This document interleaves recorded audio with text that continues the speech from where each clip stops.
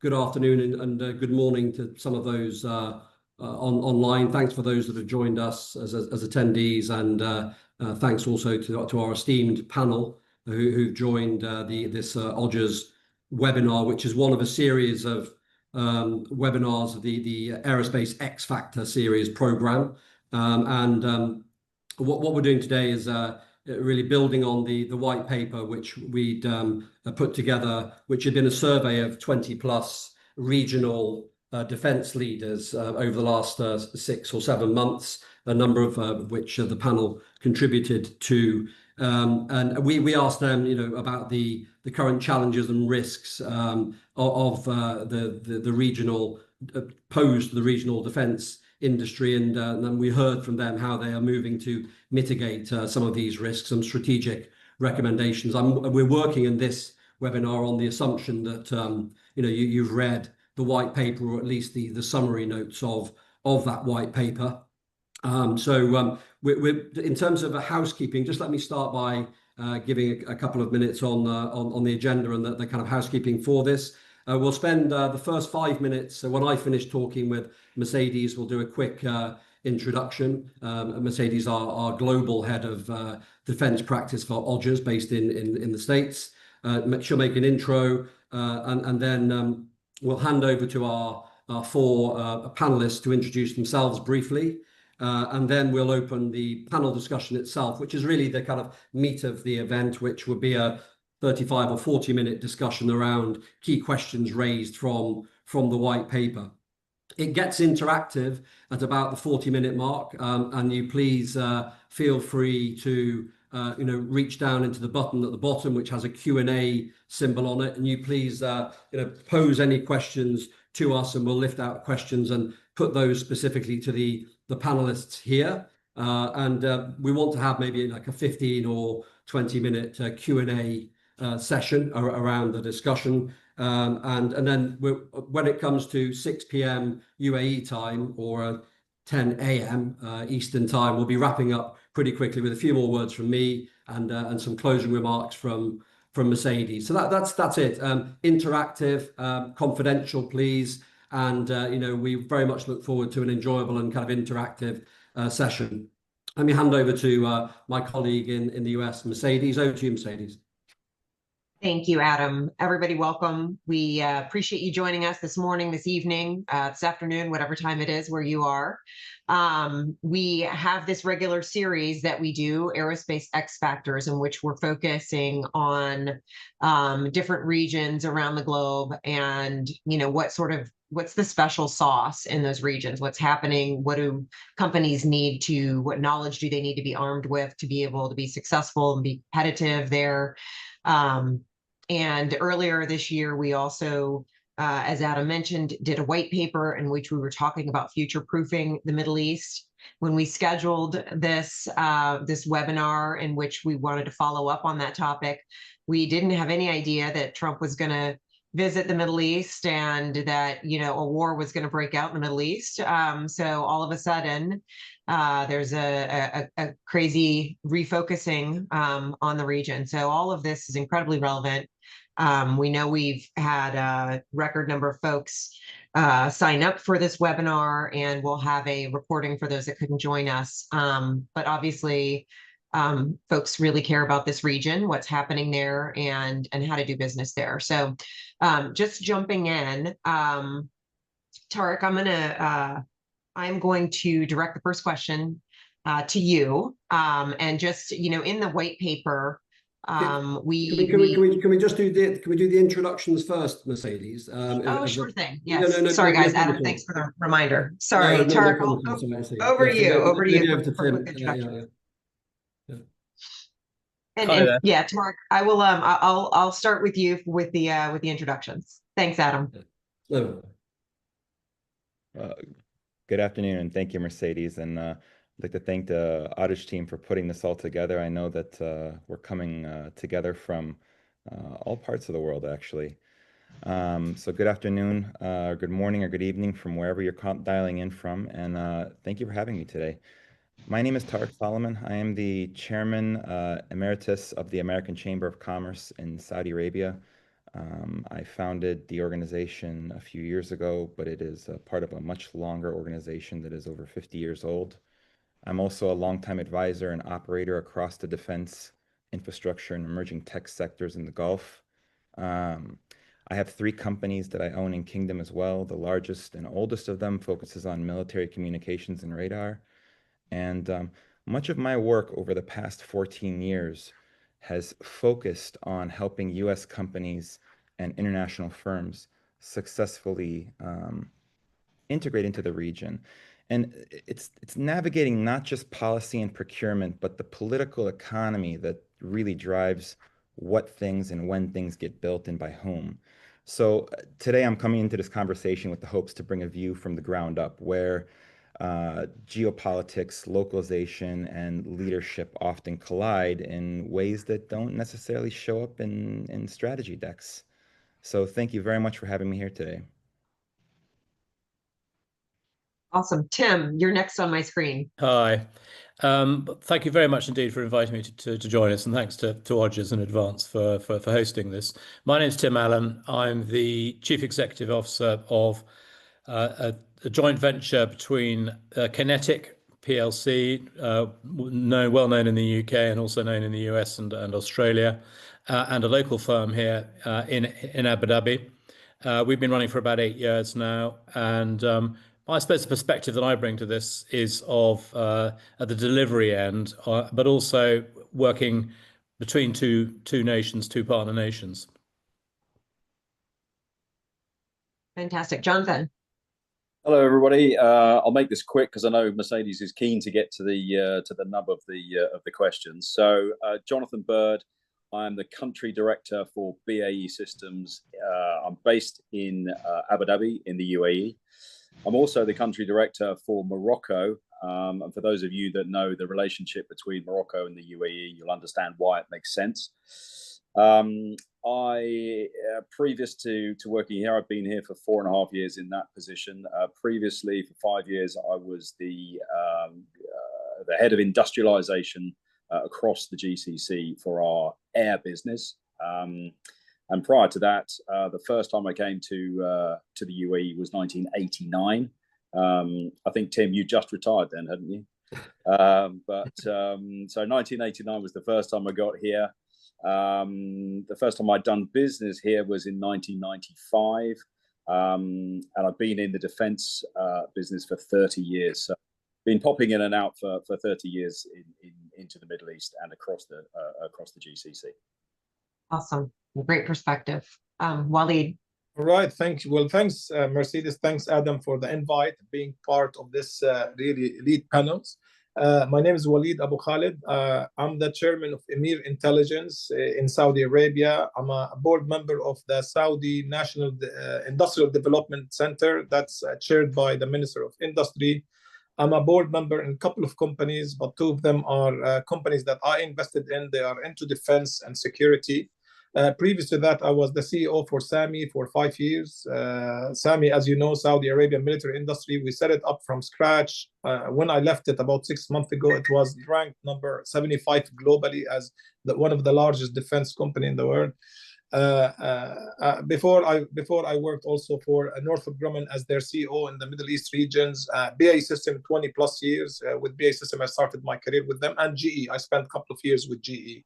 Just for 1 year I was deputy minister for the Ministry of Industry in Saudi Arabia. Fantastic. So you gentlemen needed no introduction, but Adam, thank you for reminding me to do it anyway. Well done. Yeah. I think it made me nervous when you said we weren't going to get interactive until minute 40. So good deal. We'll jump in. So Tarik, one of the things that we focused on in the white paper and the folks that we interviewed highlighted the influx of defense products from non-traditional players like China, South Korea, Turkey, into that region, and that having a pretty major effect on their businesses. From your perspective, what is the effect that phenomena is having in the industry in the region? So this has been a top of mind discussion within not just the U.S. industry, but most of Western Europe as well. And look, the rise of non-traditional players isn't just the changing of the defense market's calculus. It's really a changing of the rule book. But I try and tell people it's not always in the obvious ways. A lot of times, the U.S. defense industry tends to think of this in binary terms, U.S. versus China or Russia. But the reality is it's much more layered. Gulf countries are adopting, from what we see, more of a portfolio approach. So, you could look at it as buying American for deterrence, Chinese for infrastructure, and increasingly exploring Russian and Turkish tech for more cost-effective options or political signaling. So it's hedging. And yes, you have to consider it also as leverage. And what this means for Western firms is that they can't just be vendors anymore. They have to be political actors. They have to be cultural interpreters, localization partners. So when we speak to the U.S. industry via the AmSham, or when I speak to my vendors and my partners, I tell them, look, gone are the days of sell and support. Today is more about embedding. How do you work within a country's defense doctrine? How do you work within their procurement, within their politics, within the geopolitical dances that happen? I think for everybody on this call, they're very familiar with the geopolitics in the region, and you've got Qatar, Saudi, and the UAE, and these Gulf defense markets, operate to different doctrines, and they're not the same. And I think one of the most striking observations that I've heard lately is that there are quite a few compasses, but no shared map. And so, to your question, that's exactly what you're seeing in the Gulf defense landscape. Each country, Saudi, the UAE, Qatar, is moving with conviction, and they're moving quickly, but it doesn't always mean that they're moving together. And I like to say that they're united by geography, but divided by doctrine. And when it comes to defense, they're also paying for it. The industry plays a major role in that. So when you look at this new dimension that's added in with different countries, everyone's building their own ecosystems here. They're setting their own priorities. They're cutting their own deals with the US, China, Turkey, Russia, as you said. And while it might look like friction from the outside, I have to remind people that maybe that's the point. And what looks like friction may be by design. So I always ask, is this fragmentation accidental or is it intentional? It's a fair question to ask, and it depends sometimes. But for the defense industry, this matters because the economics of collective defense only work when their systems talk to each other. And that's when strategy trumps silos. But while the competition is rising, it is definitely not a zero-sum game. So my message to Western players is that stay agile, align with the shifting political winds, don't lose your identity here, and stay with a very strong edge, but have tolerance and have flexibility. In this climate, the access to these markets is earned, it's not assumed. So be patient and be persistent with that. Hopefully that makes sense. Yeah, absolutely. Tim or Jonathan, any sort of word from either of you on that in terms of just your business's day to day, how it's playing out?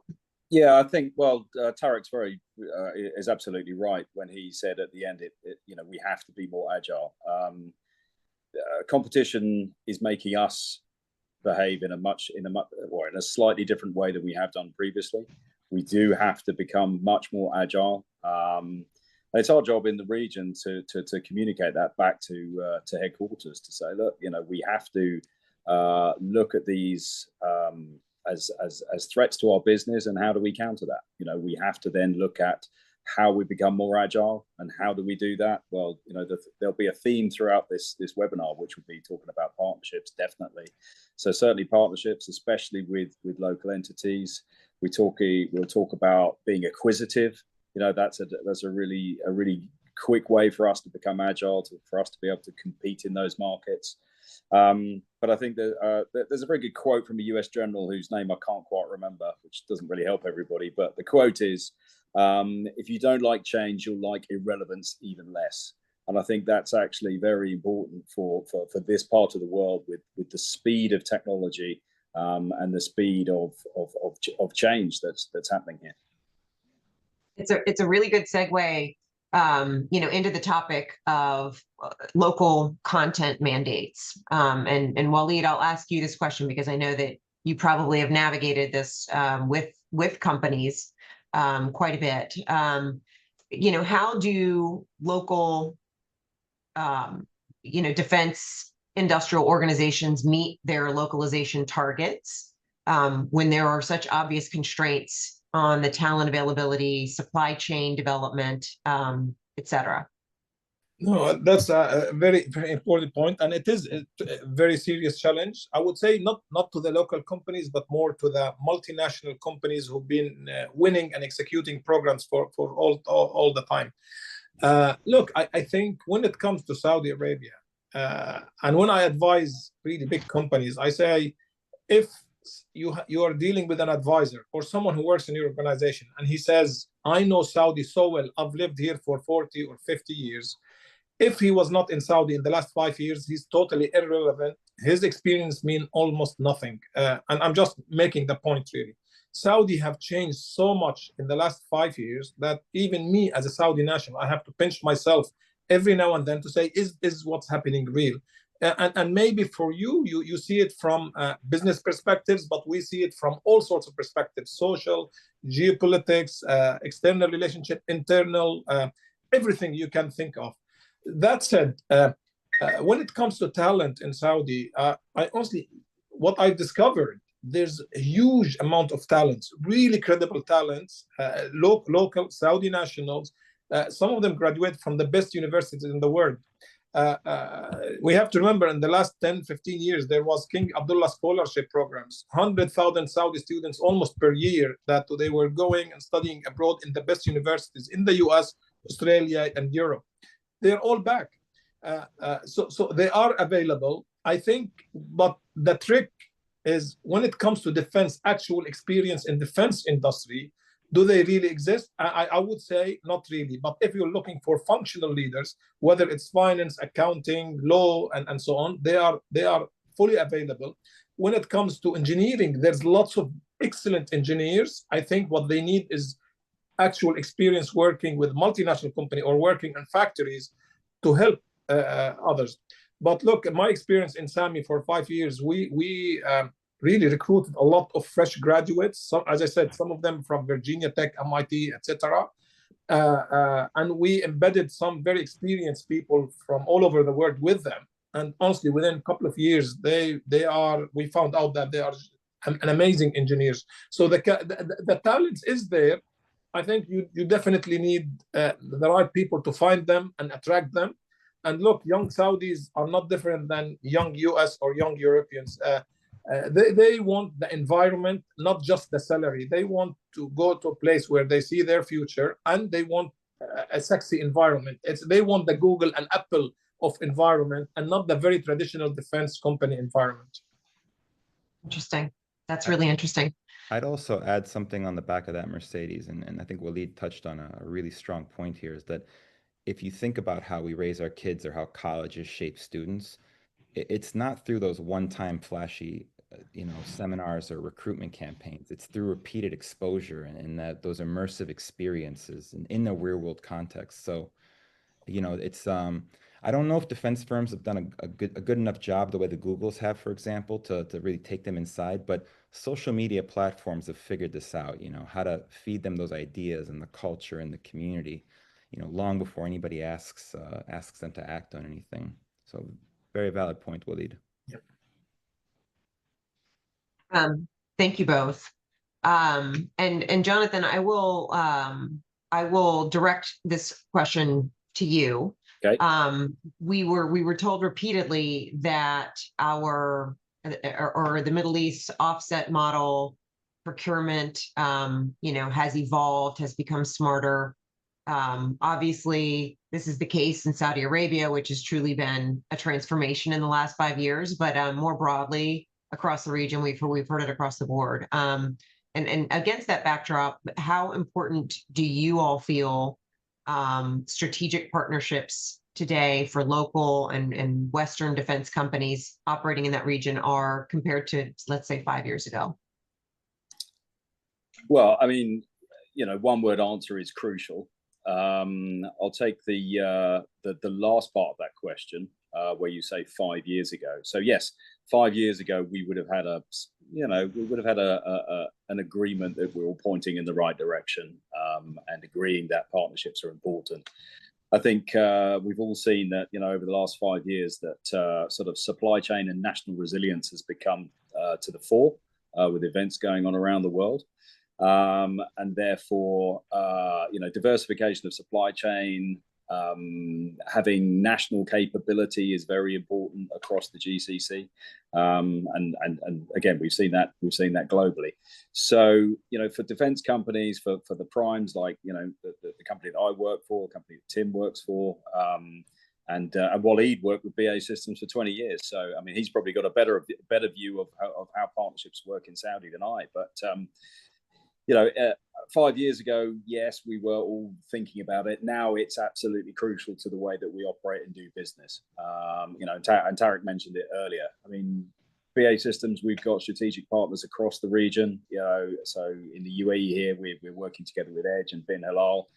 We work with UAS in Oman. We work with Barzan in Qatar. You know, all the names that you've heard of.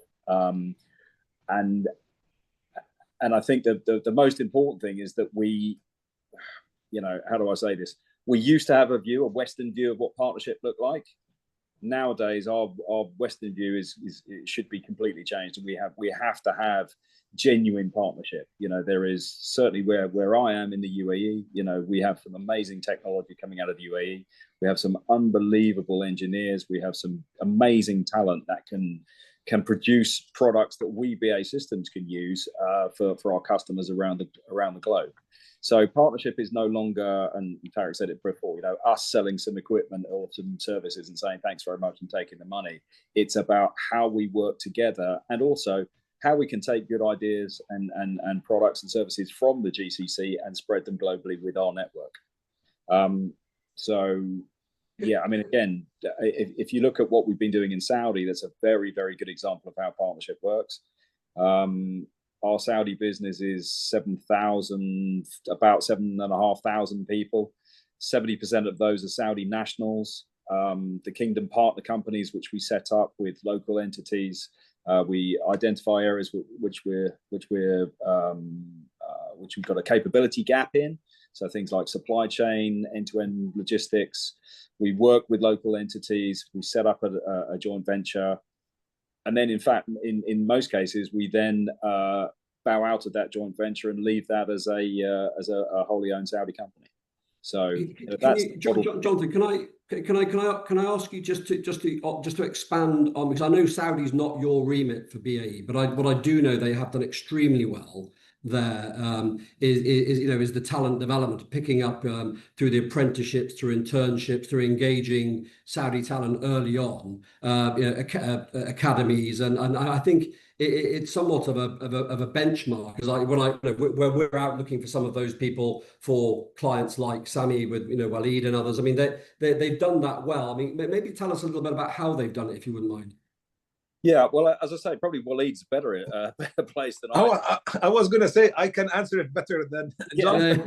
for one reason is, honestly, I was the very first Saudi national to be seconded to work in UK in the Tornado factory, the 302 hangar. I still remember this, because as a young Saudi, the Brits made so much fun of me when I worked in their hangar, and I noticed technical people are so different than office people. But anyway, I had an amazing experience there. But look, what we've done, when I say when I was in BAE Systems, really, we started to second Saudis to work actually in the UK, because in Saudi at that time, it was mainly an office experience.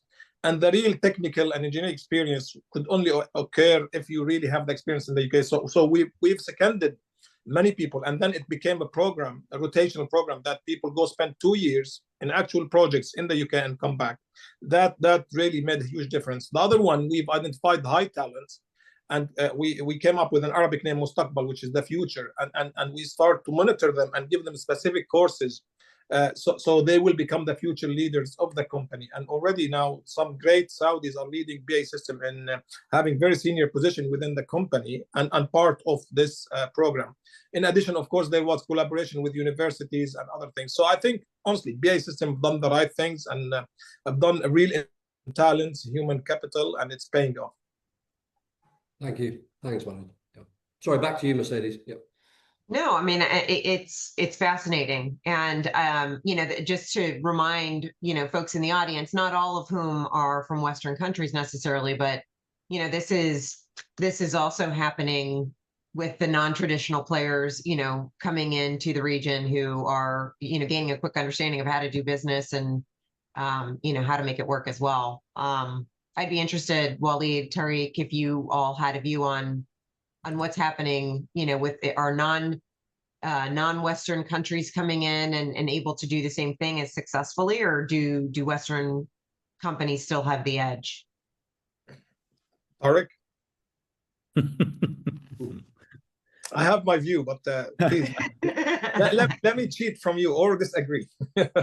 Walid, please, the floor is yours. I'll follow you on it. No, look, I think the biggest difficulties with Western companies, specifically US company, is now Saudi, look, just to be clear, companies will not be able to win contracts if there's no real localization and transfer of technology in this contracts.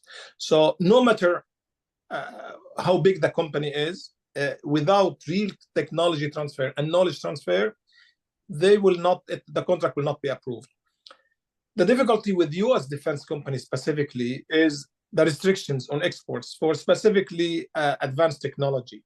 And to certain extent, of course, the same with a couple of European companies. I think what you see the advantage with others, with other non-European, let me say it this way: Western European / US company, the others, Eastern Europe plus Asia, if they say, "Tell me what you want, you will have it," and then we will discuss how we go about it. It's very different than really working with US defense company who would love to give you everything they can, but they can't because of the export controls, because of ITAR, because of so many other restrictions. So that's, I think, the disadvantage specifically US company will have and some European companies. But when it comes to development talents, in honesty, I think all of them have great programs when they come in. I think the questions, like we have some deals with Turkish company, and what they've done, they said, look, send us 20, 40, 50 Saudi engineers into our facility in Turkey, let them work with our technician for a year or two, then they'll come back with that knowledge and know-how. So in honesty, others are playing the game and doing the right things because they want to win contracts. And they know without doing the right things for human capital development, for actual technology transfer, there will be no contracts. So others are coming in. I must admit, I think US defense and Western defense companies have a huge experience in developing talents at their own home countries. So they do replicate those programs in Saudi, and they are successful as well. But now the challenge, as I said, is in technology transfer and knowledge transfer.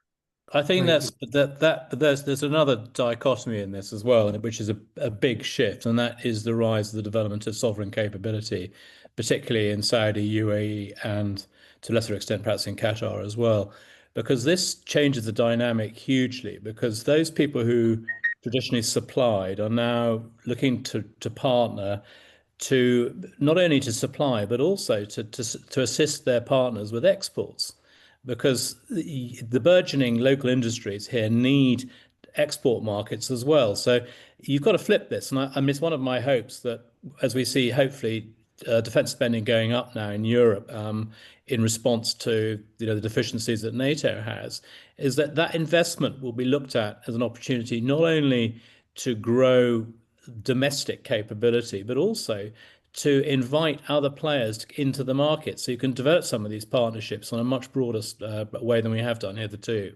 I think just going back to what Walid was saying also about the non-traditional players, I think some of them are still coming to the market where the Westerners were, dare I say it, I don't know, 10, 15 years ago on a very transactional basis. I also think, and you're absolutely right, they do undercut because they can undercut on terms of their speed to market, the lack of regulatory controls they have, price often as well. But they also hit a number of other buffers because quite a lot of us have grown up in an ecosystem where integration is the absolute byword. And to integrate some of these capabilities into extant legacy systems is nigh on impossible. And without that integration, they're almost worse than useless. So I think, I'm not saying that should be a barrier to them entering the markets, but it is a very real problem. And most of that integration challenge comes around the sharing of data and security of the systems. And that's where you can have unintended consequences. You can invite a non-traditional player in. And the next thing you know is that your traditional player is having to say, sorry, I'm going to have to shut these guys out. I can't have these systems anywhere near mine. Yeah. I just want to raise a really important point here. And again, this is from the ground up localization also, is that, let's call it what it is. I mean, at the end of the day, in the Gulf, local, defense companies, especially the big primes, are being asked to do a lot very fast. You've all heard the saying, you're building an airplane while flying it. And, while that ambition around localization is exceedingly high right now, I take a step back with our members, for example, in the AmSham within my own companies, and I look at the raw ingredients. I look at, as Walid was saying, the talent. I look at supplier networks. I look at, a lot of the regulatory frameworks, and a lot of that's still being built in real time. But in saying that, I also see a lot of the industry get creative, and Jonathan was alluding to some of this, is that they're leaning hard on their joint ventures, and they're leaning hard on their international advisors and some other policy tools. But the most from where I've seen real capability be built, the most successful players aren't trying to build it all in-house from day one. They're building these smart alliances. They're building integrated supply chains. They're embedding engineers, as Walid was saying, that he did with BAE. And that's where the reverse engineering and the industrial know-how really starts to develop. That's where we start to see sparks of innovation develop. But I do agree, talent does, it does remain one of the biggest constraints. And, I've been in the country 14 years, and you definitely cannot run these defense programs on fresh grads alone. But I think if they're backfilled with the right type of seasoned experts that understand the cultural nuances, it can be expensive, it can be a little messy, but it is the right path to move forward on. But you've got to have that longer term vision, and that really means thinking beyond the national borders. That means going into what Tim was saying around looking at how to treat the Gulf as a block, and how to create export opportunities for them and integrate them into global supply chain. And that's not going to happen overnight, but localization is happening. But I've seen some really interesting workarounds and some really effective partnerships that have helped them deliver some of these large localization requirements. Thank you. Yeah, thanks, Tarik. Tim, just to build on that, in addition to, rapid change, agility, flexibility, evolution in the region, there's also a lot of geopolitical shifts, policy changes. 5 years ago, as Walid was saying, if you were in Saudi 5 years ago or prior, your experience is fairly irrelevant. How do organizations there position themselves to adapt and stay agile in the face of these kinds of shifts? Yeah, it's an extremely good question. I mean, well, first go out and buy yourself a really good crystal ball and start gazing into that.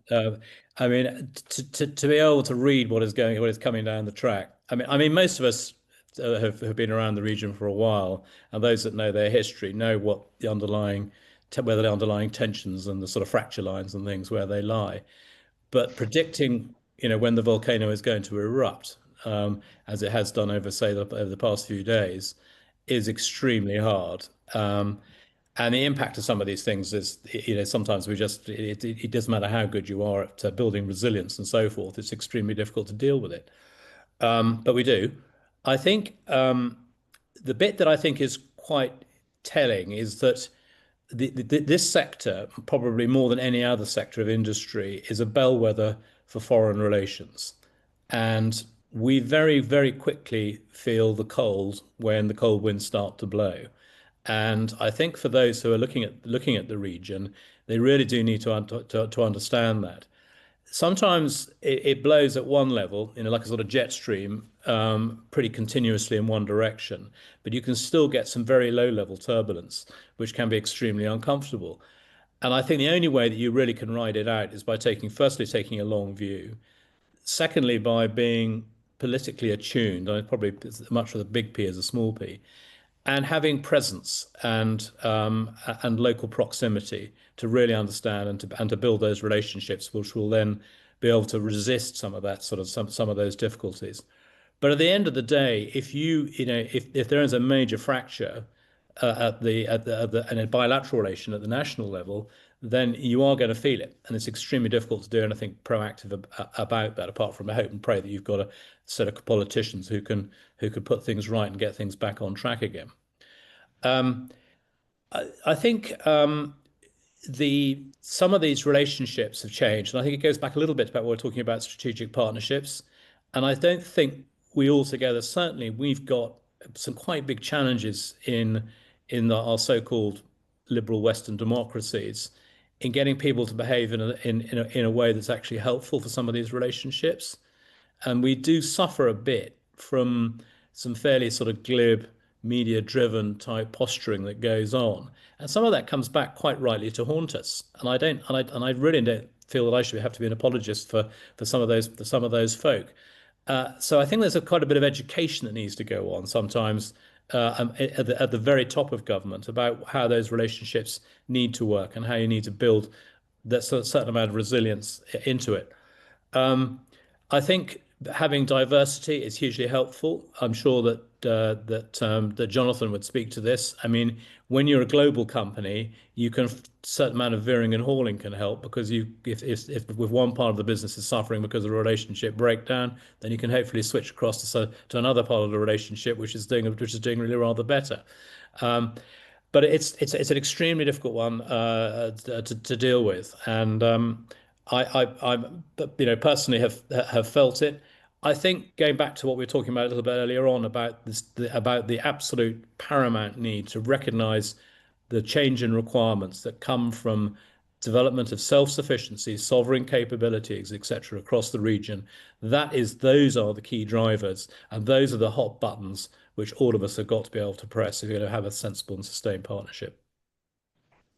I just want to add something to it. I mean, it sounds like a blatant headhunter comment here, but it's also down to having some of the right people in the right roles. And I think if you're an organization that has scale and you have, I mean, Tim, that you'll have continuity in the region. This region is built on relationships and trust and long-term relationships. If you're rotating senior management through, it's very, very difficult for them to keep the ear to the ground and pick up on the bellwether and the geopolitical changes. I mean, I think that's one thing. So it depending on the size of the business and the investment from your mothership back in, let's say, Canada or the States or wherever it is, they need to take the government affairs, the government relationships, the strategic BD roles seriously and invest in them. And when you have individuals that are culturally attuned and diverse individuals who maybe speak the lingo or walking the floor here regularly, they are close to the policymakers, and it's absolutely crucial. I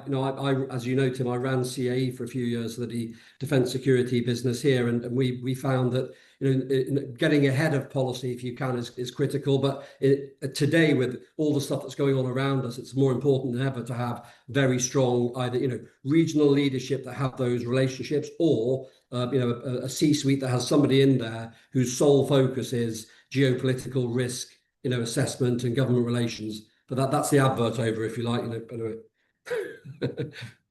Yeah, no. But sorry, go ahead, Johnson. Sorry, thanks, Walid. No, I agree with you absolutely, Adam. I mentioned it earlier that the role of myself and Tim and you know, others who work for defense primes is to be the translator, if you like, to be able to report back to head office and say, right, okay, this is what you're hearing, this is the translation of that. You know, there are many people who've mentioned, you know, the people say the 3 Ps. There's persistence, presence, and pragmatic approach. You can add whatever adjective you want in for the P, but you know, persistence and presence, I think, is the 2 that are most important. And of course, you know, I don't want to say this, but the prize to be had, you know, when you're successful, is absolutely worth it. You know, you can be embedded here for many years, producing, you know, high quality product for your customer, and you know, we've seen it time and again. I mean, I won't go bang on about it, but if you look at what BAE Systems have achieved in Saudi Arabia and what we've achieved now in Qatar, it kind of, you know, illustrates the point. But there is, you know, there've been certain points that are definitely within our company that, you know, people have questioned, you know, whether we should have an office in the UAE, whether we should have an office in Oman. Unfortunately, you know, we've been able to interpret that from an on the ground perspective to say, look, this is what's happening. So yeah, but yes, you're absolutely right. Odgers is the place to go if you need somebody to do that job for you. Jonathan. We can end there. Thanks, Jonathan. But I think before, just before we come on to the Q&A, I think we have time for one more question before Q&A. If you have any questions, we've got a couple, but if you have any questions you'd like to ask, then please fire them through the Q&A button. Mercedes, I think there's one more question for Tarik and the rest of the team, right? Yes. So, you know, of course, President Trump visited the region recently, and that saw major pledges, defense pledges from Saudi, from UAE, from Qatar, you know, to seemingly signaling closer alignment with U.S. platforms. Do you all feel that reflects a real shift in regional defense strategy, or is it more of a political gesture? And if anything, you know, what does it mean for Western firms, you know, competing in the region? And Tarik, we'll start with you. Thank you. Well, I mean, so I had the opportunity to be at the Saudi U.S. Investment Forum, and I can just tell you that the energy in the room was unmistakable. It was really impressive, and this definitely, I tell people, it wasn't you know, in the sense of a rebirth of a relationship. Definitely not. This was a reset with intent. But I will say that after 14 years of being in the Gulf, I'd like to think that my crystal ball has fewer cracks than most, though it's definitely Gulf humidity tested right here in Jeddah. But look, you know, here's the real takeaway with his visit. It doesn't matter where you know, where your company's coming from or what you're selling. And I say this not just with the U.S. lens, but also, you know, European international lenses. But it's about the value that you're delivering to the kingdom and to the GCC partners, and whether you can really plug into that ecosystem in a way that actually moves the localization machine. So I'm not going to wade too deep into the geopolitics of it, but you know, and I'll leave that to the diplomats. But the region's never been boring, and I think somebody alluded to it earlier that the defense industry is one of the most unique aspects of the economy over here. And so while things are shifting fast and the U.S.-Saudi coordination is clearly tightening, you know, regional security and military capability development is at the forefront of that. And what we saw at President Trump's visit and at the U.S.-Saudi Investment Forum was a reaffirmation of business pragmatism. You know, if technology is a national priority for the Saudis or the Emiratis or the Qataris, whether it's in military capabilities, cybersecurity, AI, they're going to find a way to make it happen. It's going to find its lane. And I believe that you know, it's a part of a real and growing appetite to modernize, to localize, and to diversify Gulf defense capabilities. In saying that, I will say that I do believe the vast majority of those deals will go to, the big defense primes like Raytheon, Lockheed, Northrop, and to state-owned giants like SAMI or any other PIF or GAMI-directed programs. Look, these are top-down strategic agreements, often government to government, government to corporate. They're facilitated, and these are large platforms. They're air defense systems, they're fighter jet programs, they're missile technology. Most exciting right now in Saudi is the Unified C4I program, the Vision 2030 all-domain program. But you can rest assured that there's going to be a trickle down. And in my opinion, that's where the real regional transformation happens. These mega deals, they create this a gravitational pull, and once a platform and a prime is selected and they're contracted, that entire ecosystem has to come alive around it. I say that because, and Walid knows this, I'm one of those companies that is in that ecosystem underneath the primes, and it's very beneficial. And there's logistics, there's sustainment, training, software, name it. So I think that even though it's $140 billion, because it's $140 billion, and I think it'll actually go higher in mega deals, it's not there to just buy kit. It's there to buy influence as well. And that reshapes the way that, the talent flows and the manufacturing systems are developed. And if you're not a part of that architecture now, you're going to be locked out once it hardens. And we've seen this happen in the past. So, on Trump's visit, I'm very optimistic that this will build, huge ecosystems that don't only benefit aerospace and defense, but that trickle down into the tech industry and into other security industries as well. That's great. Okay. I'm not gonna repeat what Tarik said. Just to add a little bit. Look, the relationship with the U.S., Saudi U.S. goes back, many years, and it has its up and down. But even when it's down, it's still okay relationship. I think the concerns, and again, I'm not a politician. I'm a businessman, industrial, into industry and so on. The question from the Saudis is this: the relationship is unbelievable now. It's at its peak. Will it last more than 4 years when there's change in the U.S. presidency? And I can assure you that this is will be kept in our mind when the big decisions on who to buy from will come. They will have to think about this, because in previous presidents, lots of things got stopped, and Saudi is moving so fast now. In honesty, they want everything yesterday. So if we go ahead, agree something with U.S. defense company, then fast forward, there's president's change. Is there a big risk of saying, well, this may not continue anymore? So that's something I would say will continuously be under reviewed. But the relationship as we speak now is unbelievably in the highest level. I think there is what you've seen in the media is, look, I'm scratching your back, you scratch my back. So there's lots of doing each other's service and helping each other.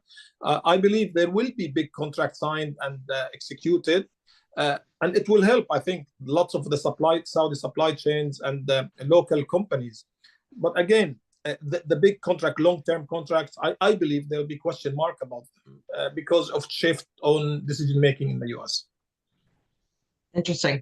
And we do have questions coming in, but really quickly, I wanted to ask, and this question will be directed to you, Walid and Tarik. And, the question is, what companies are doing it the best? And what are they doing? So actually, let's shift that a little bit. Don't name the company in case it's not BAE or QinetiQ or Houbara. Just tell us what those companies that are doing it right, that are getting it right, what are they doing, concisely? What are they doing? I would say the good companies will put their hand in their pocket and show commitment that I'm here, I'm investing with you. I'm not just trying to use you to sell my products and go and increase my revenue. Good companies genuinely bring good people from their mother company and base them in the kingdom, give them decision, P&L, and they don't just appoint them as a diplomat or as an ambassador without true decision making. They genuinely recruit very good talents, pay them well in accordance with the market, genuinely train them and invest in their personal developments, genuinely go out of their way to bring a production line and know-how in the kingdom. In my view, honestly, if any of the companies do this, the outcome is only big success, big growth and revenue and big contracts and being there for the long term. Have companies been doing this? I can assure you, yes. The answer is yes. There are some companies who are saying, I will invest with you. So if you put 10 million, I'll put 10 million. I'll bring my know-how, but I'll bring my technology and production line and I think it demonstrated that this is a great formula for success. Thanks, Walid. If I may, I just want to spend the last, we have 7 or 8 minutes, and there are some 3 or 4 excellent questions that have come in. We may not have a chance to answer all of them, but maybe some quick fire answers here, and whoever from the panel would like to pick this up. For the first one, are you seeing, or do you expect to see, any shifts in defense spending plans in light of the current escalation in the region? Any trends already emerging through your conversations as the conflict deepens? So who'd like to pick that up from the panel? Look, from my experience, the kingdom now wants value for money before the conflict, and I think it will continue to ask for so after the conflict. But it's gonna invest in air defense, how they can protect call it the Iron Dome, call it the Iron Dome equivalent. But I believe there'll be lots of spending on air defense, and probably a shift away from the very traditional buying big tanks that cost 40, 50 million when it can be destroyed by a simple drone that's $10,000, $20,000, $30,000. So I believe there will be shifts in this way, but in my view, from what we've seen, it's all about protecting the kingdom. How they can spend more and ensuring the air defense is safe. I would offer that, notwithstanding everything that Walid says, which is absolutely, I totally concur with, and it's a very obvious response to what we're seeing happening right now. Watch the maritime domain, because the responsibility for securing absolutely vital lines of communication through the region, whether that's through either set of straits or through the Suez Canal, the responsibility for that is going to increasingly have to transfer to the region, and it's going to be an international issue forever. I'm quite sure of that. But I think if you wanted to take a punt on where the vulnerabilities lie and what needs to be done about it, I would be looking very hard at that. Yeah, I agree. I've also seen a lot of traction growing, especially in spending on emerging technology and innovation development. It's been something that's been tried to be acquired in the past, but I think that when you look at shifts in defense spending, I don't see the budgets getting any smaller. In fact, I see them growing across the Gulf. But I think some of the trends that I'm seeing, especially as you look at the way the conflicts are deepening, is that the most successful companies are coming in to solve an immediate local pain point. They're not pitching future warfare. These folks are coming in there and looking at what is, it doesn't have to be end of life or emerging. It could be midlife, but the innovation in the Gulf has been starting with these small mission-driven wins, and the governments have been backing them, and as Walid said, is rewarding them. And part of them being successful in getting a part of that defense spending is embedding themselves early on. They're getting their engineers in there. They're co-locating with these entities. Even as you look at, we had some meetings with CENTCOM in the region who are looking at more of a regional maintenance, an MRO capability. But when you co-locate with these entities, you're actually building a trust with some real-time engagement. So I don't see any major shifts, but I see more cautious spending in terms of they're looking before they're actually leaping right now. And we have time for one more question, Adam, if we can. And I'm going to jump to question 5 because it's very relevant to Odgers, and it's a good segue to close us out, although I feel like we could continue talking for another hour. If you were building your executive team from scratch today, what capabilities or profiles would be non-negotiable in this region? And Jonathan, I'll direct that to you. Yeah, so for me, I think somebody who has experience in the region. I think somebody who, so that's one person, that could be multiple people. I think anyone who has experience of running joint ventures. I think anybody who has perhaps been involved in M&A.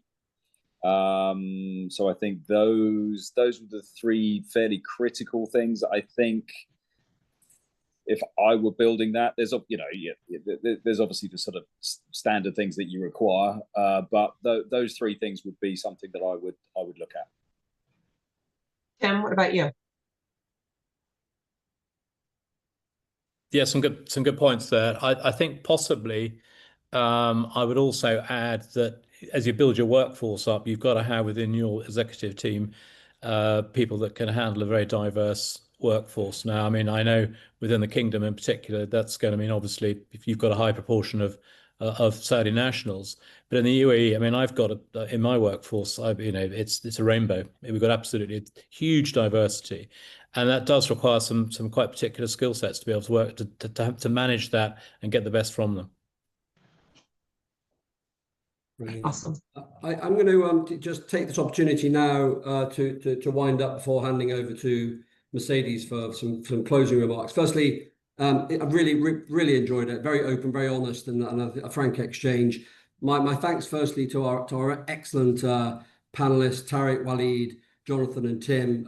Really great insights, and thanks again. You're always great supporters of Odgers, and really appreciate the time invested in both the white paper and this. Much appreciated. And thanks to the great crowd that joined, the faceless crowd out there, but have been fantastic on here. And I'm sorry we couldn't answer all the questions. We had a list of great questions, but we just ran out of time, unfortunately. And finally, thanks to the Odgers team, the marketing team, and Diana and others who have done such a great job in marketing this and pulling everything together. Really appreciate that. Thank you, Dana. Good job. Yeah, so maybe over to you, Mercedes. Thanks, gentlemen. This has been fantastic. We really generated this series of webinars where we go around the globe, to demonstrate to our clients, to the audience, the global capabilities, the global reach, the knowledge base that Odgers has in literally every region of the globe. And you all are representative of that. You are, wonderful relationships that we have and we cultivate, that we value deeply.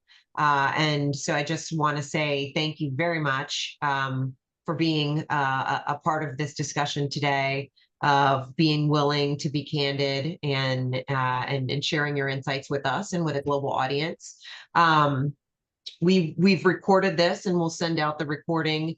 We may also pose these questions that we weren't able to answer today to you all, just to get your quick thoughts, and we can add that in along with the things we send out following this event. But thank you again very much. We look forward to seeing you all again, whether it's DSEI or IDEX or the next World Defense Show.